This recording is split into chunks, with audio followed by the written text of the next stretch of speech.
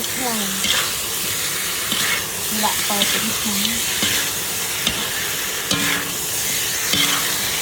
thì anh này đi bán nó bác được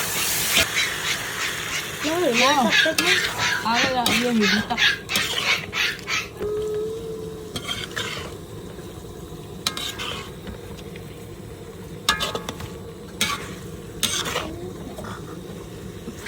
đã xài ra rồi